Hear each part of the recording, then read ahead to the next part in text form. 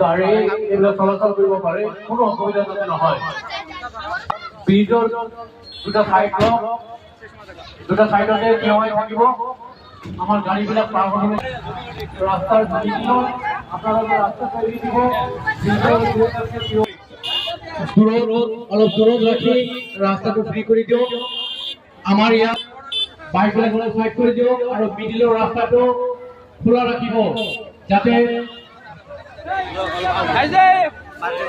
এই আমাৰ মহৰ আছে, মহৰৰ